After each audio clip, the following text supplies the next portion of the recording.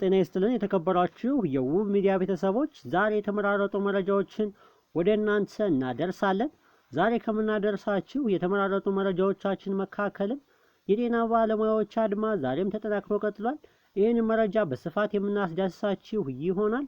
ይህን ተከትሎ የጤና ሚኒስቴር ያወጣው መግለጫ አለ። አሁን የደረሰን መረጃ አለ። እሱም መረጃ ወደ እናንተ እናደርሳለን። በተጨማሪም ደግሞ ደብረታቦር አጠቃላይ ሆስፒታል ያወጣው ማስታወቂያ አለ። ይህን ማስታወቂያ የምናስደምጣችሁ ይሆናል። ሌላው መረጃችን ደግሞ በአንድ የአፍሪካዊት ሀገር ለድሃ ዜጎቿ የቤት አገልግሎት እንደምትሰጥ ገልጻለች። ይህን መረጃ ወደ እናንተ እናደርሳለን። ሌላ ደግሞ እጅግ አሳዛኝ መረጃ ከደቡብ አፍሪካ ተሰምቷል። ይህን መረጃና ተጨማሪ መረጃዎችን ወደ እናንተ የምናደርስ ይሆናል። አብራችሁን ትቆዩ ዘንድ የአክብሮት ግብዣችን ነው። ለዚህ ቻናል አዲስ ከሆናችሁ ሰብስክራይብ፣ ላይክ እና ሼር ብታደርጉ ፈጣን ወቅታዊ ታማኝ መረጃዎችን ወደ እናንተ ማግኘት ትችላላችሁ። አብራችሁን ስለምትቆዩ ከልብ አመሰግናለሁ። አብራችሁን ቆዩ።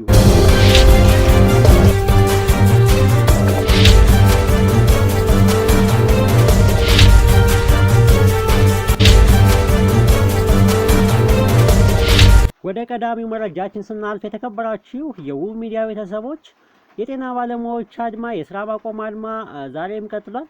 የኢትዮጵያ ሚድዋይፍ ማህበር የሚድዋይፍ የተጋላጭነት አበልና በተጨማሪም የሰዓት ክፍያ የስራ ሰዓት ወሰን እንዲወሰን ጥያቄ በማቅረብ ዛሬም አድማውን መቀላቀላቸው ገልጿል። የሀገሪቱ የጤና ዘርፍ ማሻሻያና የጤና ባለሙያዎች መብት ባረጋገጠ መልኩ እንዲቀረጽ ይህንን የሚከታተል የጋራ ኮሚቴ እንዲቋቋምና ከጤና ሚኒስትር ዶክተር መቅደስ ደባሳ ጋር በተደረገ ውይይት መጠቆማቸውን ነው የገለጹት።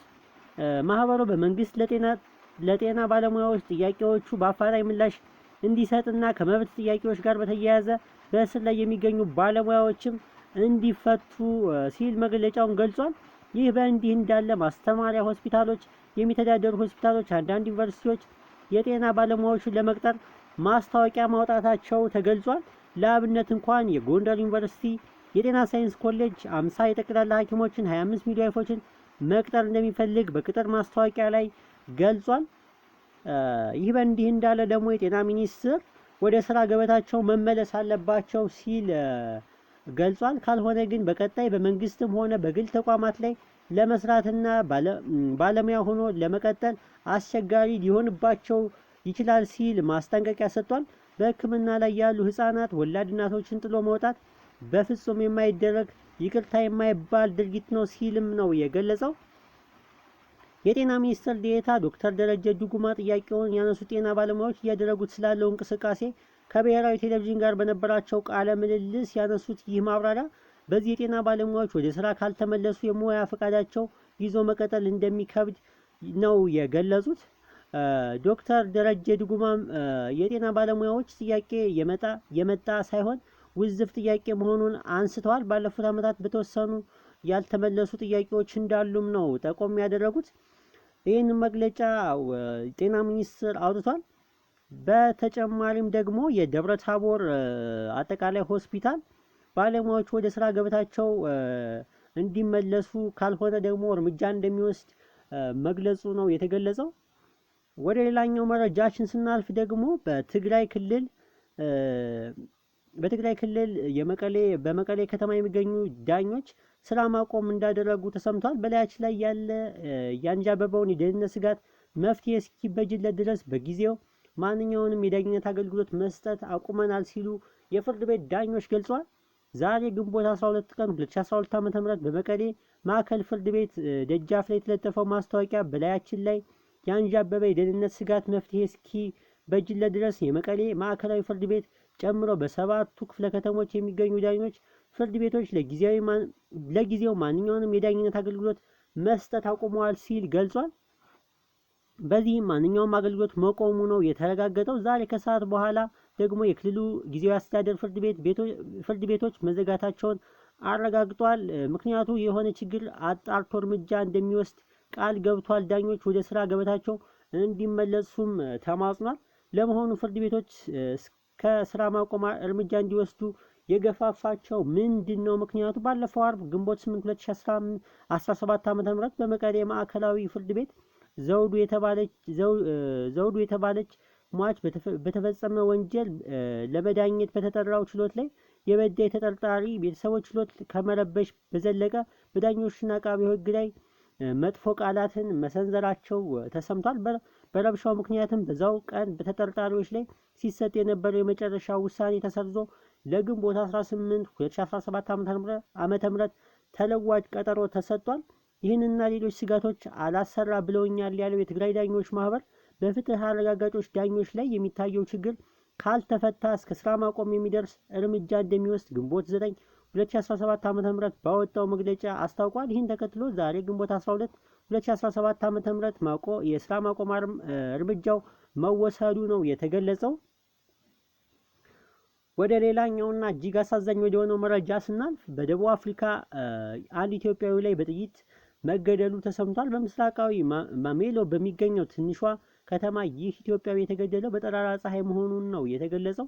ሟቹ እድሜው 45 የሆነ በዚያው ከተማ ውስጥ የስፓዚ ሱቅ ያለው እንደነበር የተጠቀሰው ፖሊስ የግድያው መንስኤ በተመለከተ ምርመራ በማድረግ ላይ መሆኑን ገልጾ የፖሊስ ቃል አቀባይ ካፒቴን ሃጆ ቮንዲ ሲናገርም ትላንት በጠዋት ላይ ሟች ተጠርጣሪው ገዳዩ ሟች ሱቅ በር ላይ ሲጨቃጨቁ እንደነበረ ገልጾ ከዚያም ሟች ወደ መኪና ውስጥ ገብቶ ባለበት ወቅት በተጠርጣሪው ሽጉጥ አውጥቶ በርካታ ጥይቶች እንደተተኮሰበት የዓይን ምስክሮች መናገራቸው ተገልጿል።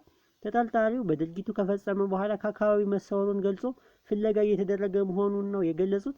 ሟች በራሱ ቶዮታ ኮሮላ መኪና ውስጥ ከተመታ በኋላ ተርፎ የነበረ ቢሆንም ወደ ሆስፒታል ከተወሰደ በኋላ ሕይወቱ ማለፍ መቻሉ ነው የተገለጸው።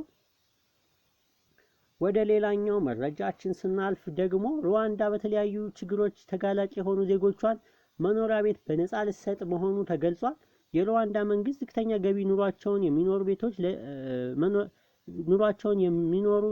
የመኖር ቤቶች በሌሎች እና ከፍተኛ ተጋላጭ በሆኑ ቀጠናዎች ውስጥ የሚኖሩ ለጎርፍ፣ ለድርቅ፣ ለጭቃ መንሸራተት የተጋለጡና ለወደፊት የአየር ንብረት ለውጥ ሊጎዱ ለሚችሉ በጣም ተጋላጭ ለሆኑ ህብረተሰብ ክፍሎች ሞዴል መንደሮች በተዘጋጀ እንዲሰፍሩ የተደረገ ሲሆን ከነዚህ ውስጥም 253 የጋራ መኖሪያ ቤቶች ህንፃዎች መንደርስ 14815 የተሟሉ መኖሪያ ቤቶች መዘጋጀታቸውንና 62000 የሚገመቱ ቤተሰቦች እንደሚበረከትላቸው ተገልጿል። በመንደሩም ንጹህ ውሃ፣ ኤሌክትሪክ አገልግሎት፣ ትምህርት ቤት እንደሚኖረው ነው የተገለጸው።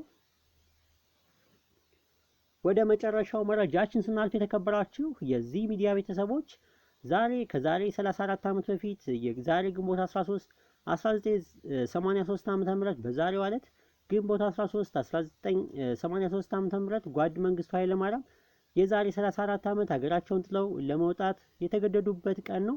ማክሰኞ ዛሬ 13 የፕሬዝዳንቱ ልዩ ረዳት ሻምበል መንግስቱ ብላቴ ማሰልጠኛ ጣቢያ ደርሶ ከዚያም ወደ አስመራ ደርሶ መልስ የሚያበቃ ጀት የሞላ አንድ ዳሽ 5 አውሮፕላን እንዲዘጋጅ ትዕዛዝ አስተላልፏል። በዛው ዕለትም ከጠዋቱ ወደ 2 ሰዓት ገደማ ፕሬዝዳንቱ ከተመረጡ አጃቢዎቻቸው